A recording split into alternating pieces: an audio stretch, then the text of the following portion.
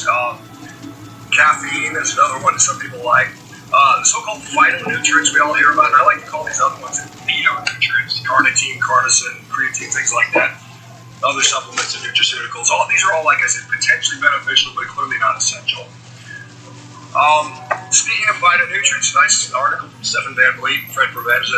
This was done at Duke University. Stefan's now at Utah State, I believe. And when we talk about phytonutrients, the beef actually has phytonutrients, and most people don't know that. And it's actually very bioavailable, and it's actually in a more diverse platform than you can get from plants. Remember, a cow can walk around and eat grass. A cow can walk around and eat leaves. They can get a broad spectrum of phytonutrients that I cannot obtain by eating it. I'm not eating leaves. I'm not eating grass. Does anybody know why we can't eat grass? Well, it's because of the silicate content. It's basically what they make glass out of. It just basically tears our guts up. So we can't eat grass, unfortunately. There's things that we don't need in our diet. We don't need alcohol. We don't need recreational drugs. We don't need excessive energy. Right? We need energy, but we don't need excessive energy. We don't need gut irritants, and we don't need toxins and anti-nutrients. But we have no requirements for those things. Choices of fuel. Some people like butter. Some people like bread. A lot of people like to put them together. Right? It tastes pretty good. What are you habituated to? Surprisingly, I know this will shock you guys. The Italian researchers found that pasta was excellent. It was an excellent source of food. I can't believe that. Most of the literature out there, when you look at sort of the performance literature, will say the carbs are better than fat, right? But we have to realize that as an athlete, it can take not only months, but sometimes years to optimally adapt to, a dietary. So you think about it. How long does it take you to become a proficient athlete? You spend years perfecting, your craft, training your body. The same thing happens with our metabolism to a degree. So it can take a long time for that adaptation to happen. And then again, we don't really talk about the role of protein when it comes to differences between carbohydrates and fat. I'm not going to go too much into that, but that's something that's out there. What am I trying to do with my energy? Am I trying to lift something heavy, which takes literally less than 2 seconds, or am I going to run a sub 2-minute marathon? So there's differences in what we're trying to do, what our energies need to be. Are there advantages of carbohydrates? I know this is probably an odd slide coming from me, but they taste good, right? That's why everybody's addicted to them, right? They are easy calories to consume. They do provide rapid energy. They cause rapid glycogen fueling. They're very cheap. They have a role in protecting from something called muscle protein breakdown, which is obvious. And again, most people are habituated to using it. So again, this is a little bit towards athletes, but in general, most of us grew up being used to using carbs for energy. Now, there are disadvantages to carbohydrates. One of the disadvantages is they taste so good, right? So we easily overeat them, so they're easy calories to overconsume.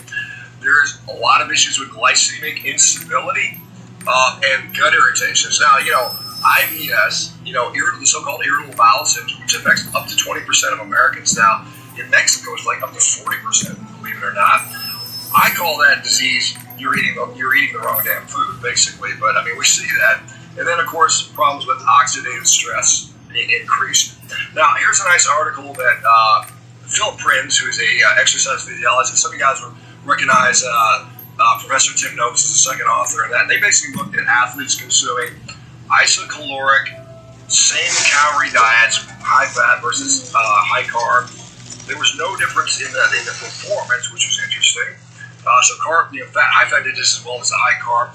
But the interesting thing, and I thought this was anything, the thing was this, is that 30% of the high carb athletes, and these are competitive athletes, kind of middle-aged guys, 40-year-olds, so young guys compared to me, 30% of them had pre-diabetic hemoglobin A1Cs, which is interesting. You think athletes, maybe they shouldn't have such high A1Cs. And the people on the low-carb diet had much better cardiovascular markers, better glycemic control, so on and so forth.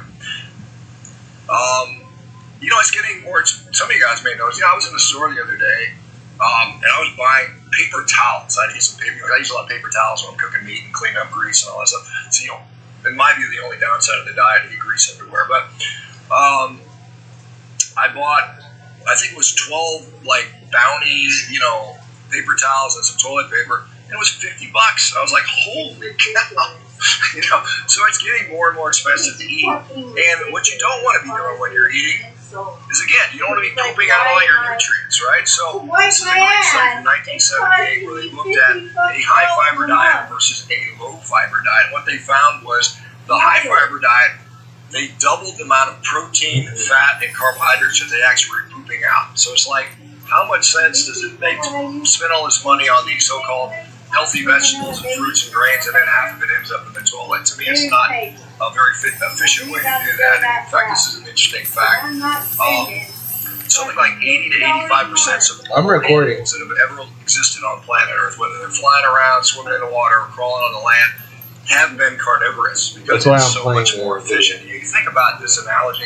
If I want to build a brick house, and you give me a pile of straw and mud over here and a pile of bricks over here, I'm going to choose the bricks. It's a lot easier. It's a lot more efficient. And really, the analogy makes sense because I am made 100% up of animal cells. And what's in an animal cell? What's what I need, and how do I get stuff that's inside animal cells? Well, I just eat animal cells, so I'm using bricks rather than straw and mud. All right, fiber. That's a really good analogy. We probably don't need it. In fact, I'm convinced we don't need it. But this is a nice paper that this is Tommy Wood and Lucy Bailing and Jonathan Scholl did in 2021, looking at the metabolic flexibility of the gut.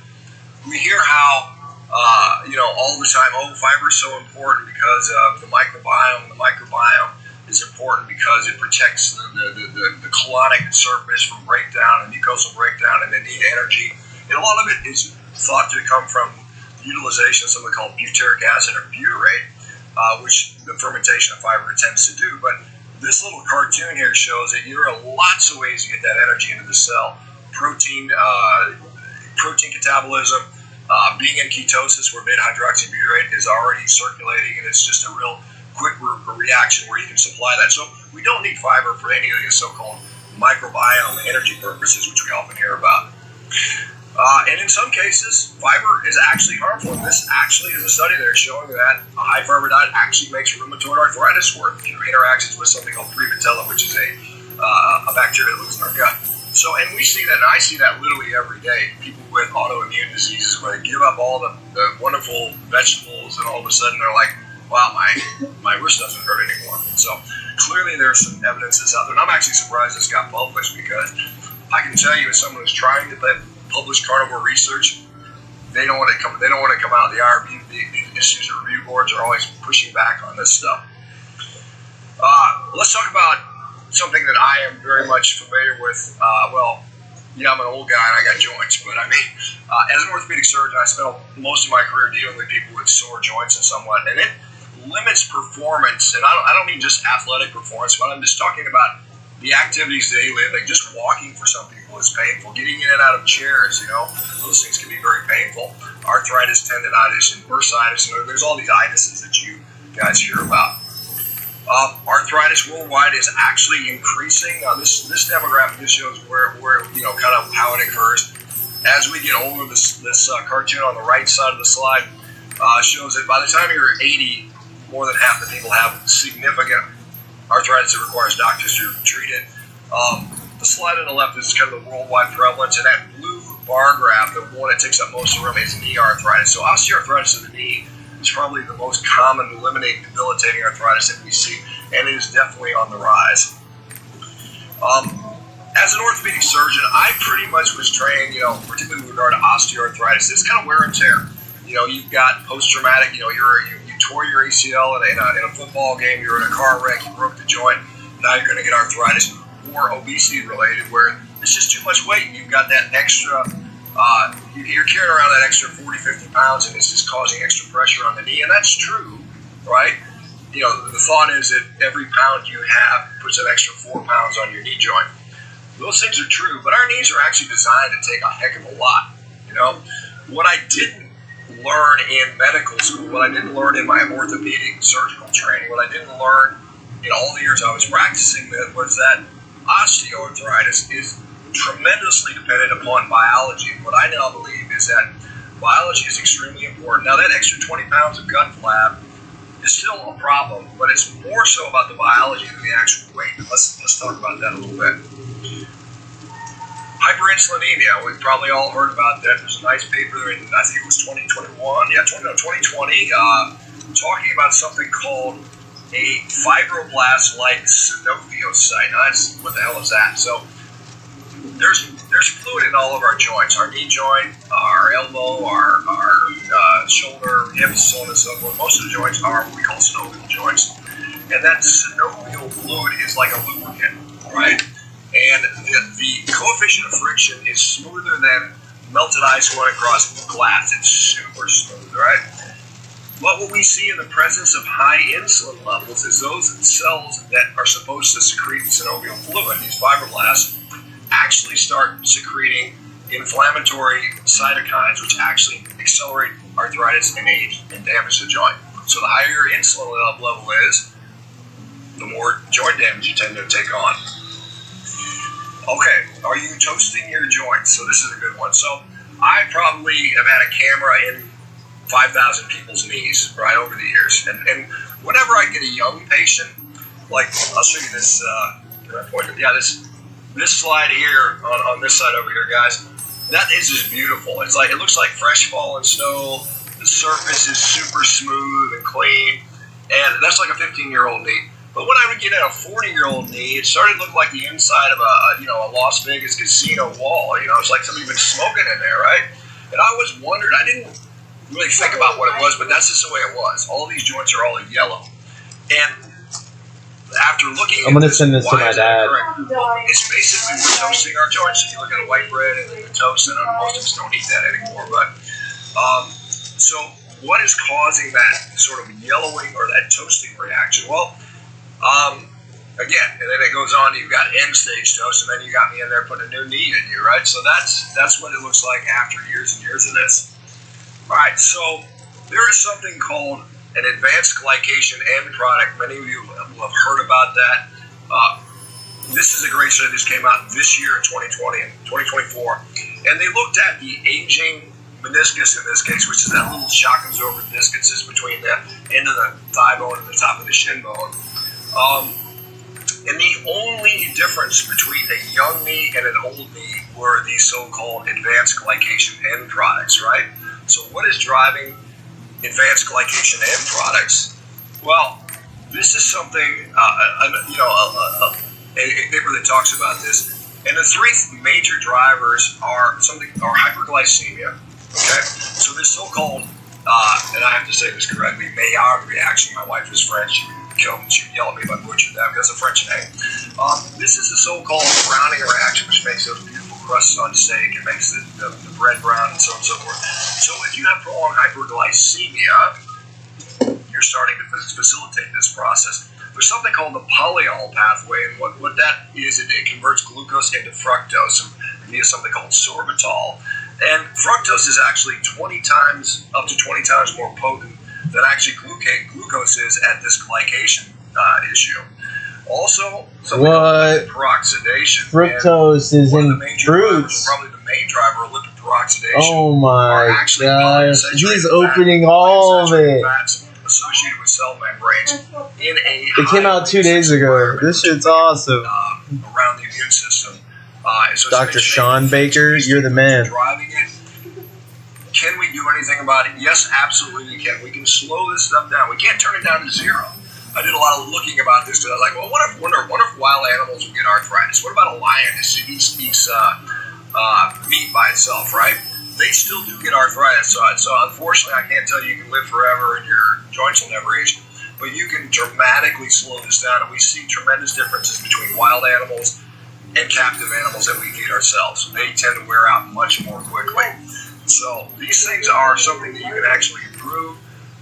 That's not true. There's a study out of, I believe, University of It's because we're feeding the animals diets that aren't appropriate. That's literally the only reason. He's probably referring to chickens.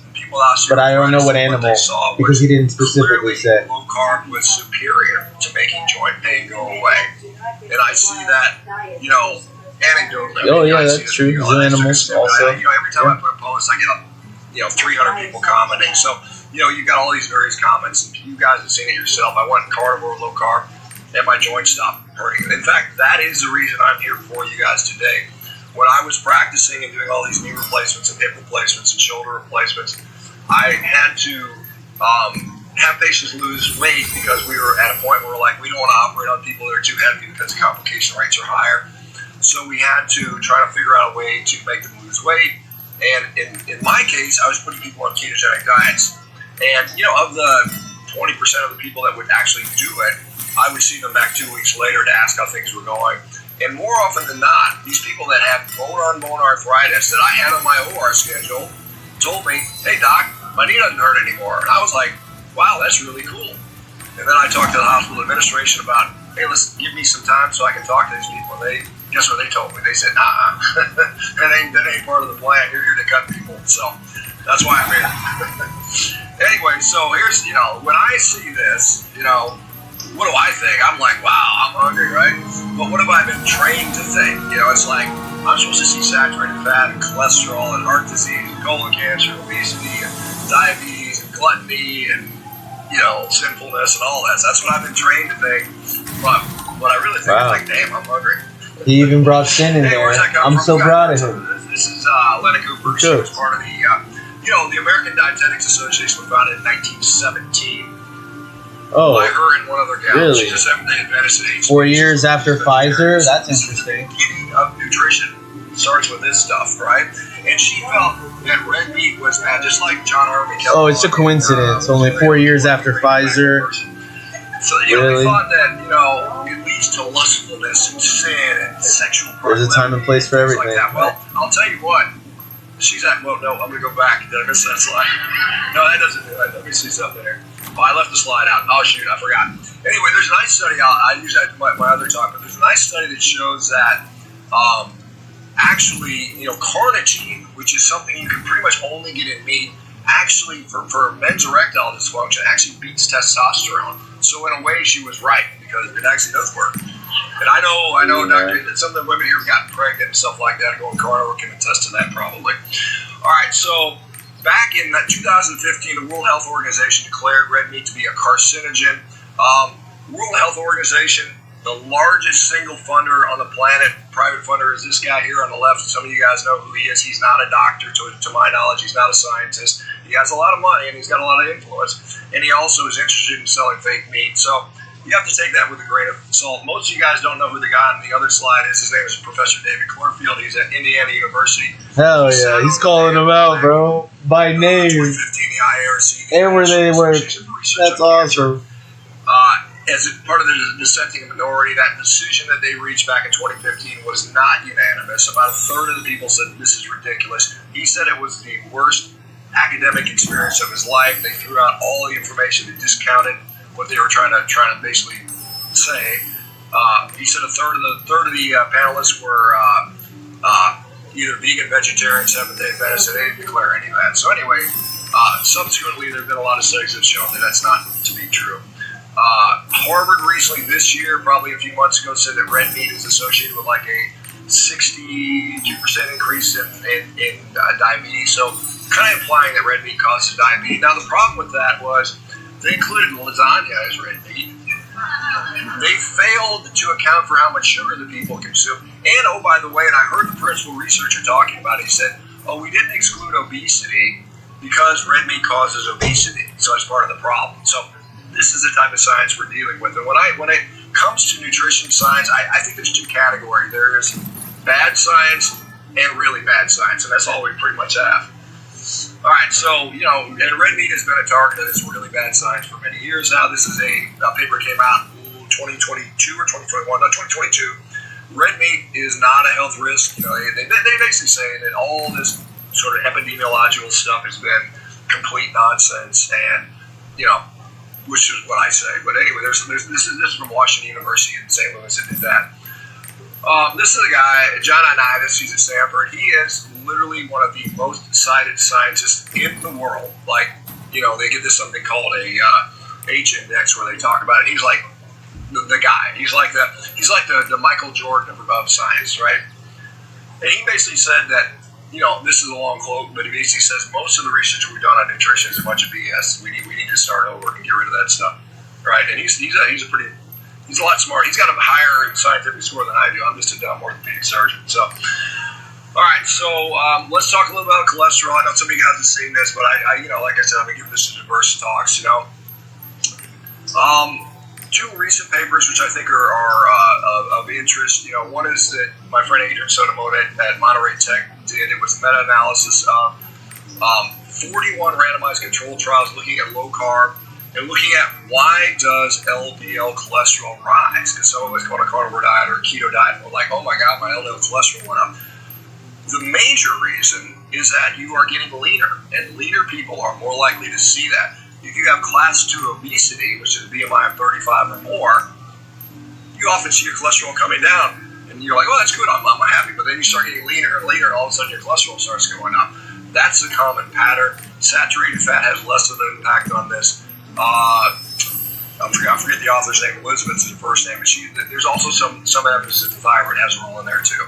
But really, it's just getting leaner. And so most people would say getting leaner is generally a good idea if you're coming from a position of obesity. Now, obviously, you get too darn skinny, and that's a problem. And then, let's see what else is in here. Oh, yeah, this is that paper. Okay. So, low BMI, getting lean is now apparently a bad thing because it rises our cholesterol. All right. This is cholesterol is necessary for natural steroidal hormone production. 23 out of Denmark. Now, this is in the context of a CAC score. If you have a phytosterols impair natural steroidal production by lowering cholesterol, among other things, impairing positive feedback loops at a cellular level, etc. CAC score of 0, then whatever your LDL cholesterol is, it doesn't seem to matter with regard to having a heart attack, having a stroke, needing a heart surgery, or dropping dead, right? And interestingly, within this study, they also found that 61% of the people with so-called FH, familial hypercholesterolemia, where they have super high cholesterol their whole life, 60% of them had no increased risk of cardiovascular disease. So what that means to me, and I think this is pretty safe to say, is that LDL cholesterol, total cholesterol, ApoB, whatever you want to measure, they're all kind of the same thing, more or less. They all go in the same direction, I should say. They are dependent variables. And the way I like to look at and talk about atherosclerotic heart disease, and I may have touched on this in one of the panels, is that it is like a fire. If I want to build a fire, what do I need? I need some wood. It's raining over there, it's going to put my fire out. No, I need some wood. I need some oxygen, and then I need a spark, right? I can have all the wood in the world, LDL cholesterol, but if I don't have a spark or oxygen, it ain't lighting, right? So you got to have all these things in place, and so that's how I like to think about that. Now you can get rid of the wood. Sure, you cut down all the trees, or you get rid of the oxygen. Probably getting rid of the spark, probably the easiest thing. You know, because there's people out there. There are cardiologists now that are out there saying, well, the average LDL, or total cholesterol, in the last 40 years has come down from an average of about 224 to just below 200. So that's a 20-point drop, which is really significant. You think about it, heart disease incidence has not changed at all. In fact, it's probably up a little bit. So why is that? Well, their answer is, we just didn't get it down low enough. We got to get it down to newborn baby level. Kill yourself. And the funny thing about that is, and I didn't include it here, but I'll share it with you guys. And I would never suggest anything like that. A baby, I know it's a your life is thought, but it's kind of probably far more valuable than you perceive. If you breastfeed a baby and you check their LDL cholesterol, it starts out at like 20, right? That's what these cardiologists want. But if you breastfeed them, by about 13 weeks, their LDL cholesterol average is around 200, right? Up to 250. And it's like, are you telling me now breast milk for a baby is causing heart disease? Again, you have to think about these crazy things. They're going to be coming out with vaccines to lower your cholesterol down to nothing, right? We're going to vaccinate kids against cholesterol, which, again, crazy stuff being talked about. Let me go back. What did I do? I did something bad. Okay, there we go. Matt Budoff. Some of you guys follow Dave Feldman or something like that. Yeah, Matt's study's coming out. I probably shouldn't say this. I'll say I don't know, it's speculative, but I've heard through the grapevine, it's not official, that some of the people in that lean mass hyperresponder study that had plaque in their arteries have seen regression over the year, which is like, you mean I've got an LDL 500 and my plaque's going away? That's paradigm changing. So we'll see. Not official. Don't say it. Don't tell anybody I told you that, but it might be happening. I'm going to tell you right now, he told you that. increasing LDL levels reduces HDL accumulation because of completing cholesterol feedback loops that were previously impaired by phytosterols, re-engaging endocrine function, etc. I can go on forever about that. All right. Oh, yeah, there we go. It's a dependent variable. That's what I want to say. All right. Blah, blah, blah. Oh, yeah. This I hear all the time. You need to be eating fruit and honey and all that stuff because gluconeogenesis is stressful. You're going to be stressed out all the time, right? And credit to my good friend Amber O'Hearn for bringing this study to my attention. Gluconeogenesis is a last resort where your body breaks down muscle for energy, but you get 9 calories per gram of fat and only 4 calories per gram of muscle and carbs. Why would your body burn muscle before fat if fat provides more energy with less work? This also switches your mitochondrial metabolic function via the Randall cycle from carbohydrate soluble digestion, which most people are in a majority, and fat soluble digestion, which most people are lacking in majority, leading to accumulations in body fat, both visceral and subcutaneous. All right, I'll stop. For bringing this study to my attention. So this is a study that was done, guys, I don't know when it was, 2000, so about 25 years ago. Carbohydrate variation, and they looked at gluconeogenesis, right? And glycogenolysis, which is breaking down glycogen in the liver, right? So gluconeogenesis is bad, it's stressful, too much is going to cause all these issues, right? Well, they did a diet where one diet, it was like 2% carbs, so a really low carb, that's probably an all-meat diet, quite honestly, versus like a 70% carbohydrate diet. And what they found, if you read that last sentence there, in contrast, dietary carbohydrate content affects the post-absorptive rate of gluconeogenesis minimally, right? As evidenced by only a slight, tiny increase in gluconeogenesis during severe carbohydrate restriction. So if you're scared of gluconeogenesis, I'm sorry, it's happening anyway, right? All right, so this is a graph. So you see that gluconeogenesis is your body turning visceral or subcutaneous fat or proteins into glucose under certain circumstances, high energy needs, demands physical activity, etc. So if you're not overexerting yourself physically, gluconeogenesis will never be instigated. A slight difference in the left. There's a little bit more glycogen. There's a little less glycogenolysis because your liver isn't filled up with glycogen, right? And that's pretty. That's consistent with this lipid energy model and so on and so forth. So this whole thing about you need carbs to prevent gluconeogenesis is basically a bunch of nonsense. All right. So what do we got going on new with Carnivore? So this guy. Anybody guys see that Twins Netflix documentary? This is Dr. Chris Gardner. He's out of Stanford. Moral blackmail. I've been talking with Chris. I want to debate him, or at least engage him in some carnivore research. He wants to debate a retard. It is unethical to study the carnivore diet, and I'm like, you got like thousands and thousands of people doing this. Unethical not to study this stuff, right? And I got to tell you, I'm trying it's to. It's unethical to the animals. These IRB people that don't want so to let's be unethical to humans. That's all. Ramped up, but it's like we're having to fight. We're having to fight to get them done. All right, like I said, listen, look at that.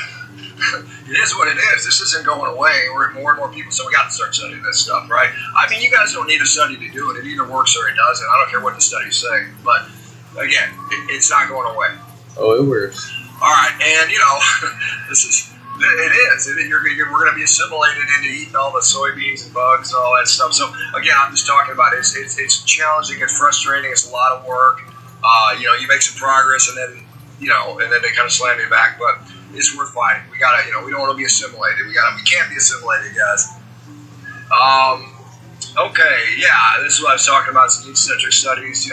At Rivero, because I can control that, a little bit, we're going to be publishing studies on our patient results. So, and like I said, we are not a completely carnivore company, but we will use that That was only 36 minutes into the video.